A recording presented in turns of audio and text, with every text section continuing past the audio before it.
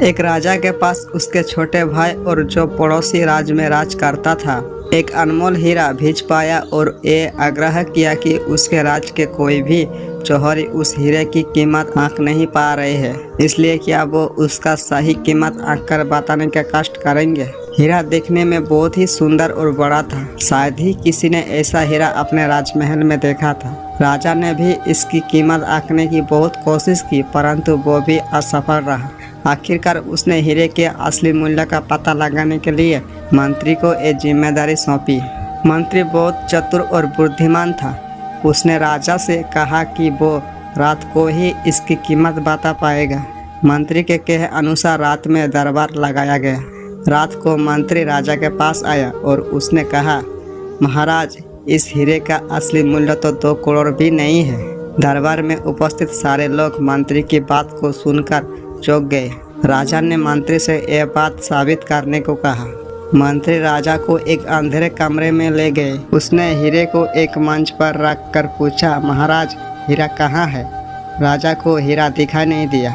मंत्री ने राजा से विनम्र पूर्वक कहा, महाराज, हीरा तो इस मंच पर ही है, किंतु अंधेरे के कारण दिख नहीं रहा है। अगर ये असली हीरा होता तो आपको अंधेरे में भी चमकता हुआ स्पष्ट दिखाई देता, परंतु ये तो सिर्फ कांच का एक टुकड़ा है, इसलिए इसे देखने के लिए उजाला चाहिए होगा।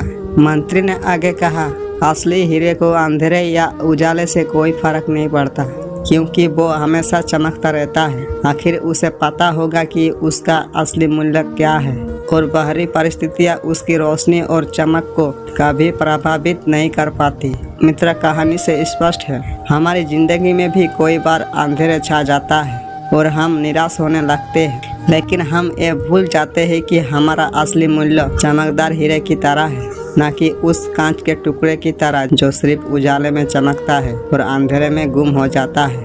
हमें हमेशा खुद में ये विश्वास पैदा करना चाहिए कि हम हीरे की भांति अंधेरे में भी चमकने की शक्ति रखते हैं, अर्थात विपरीत परिस्थिति में भी पूरे साहस और विश्वास के साथ अपनी रोशनी बिखरने को तैयार रहते हैं, क्योंकि हमारा असली मूल्य हम जानते हैं और अब हमें पता चल गया है कि हम कांच का टुकड़ा नहीं बल्कि के शानदार चमकदार हीरा है। धन्यवाद।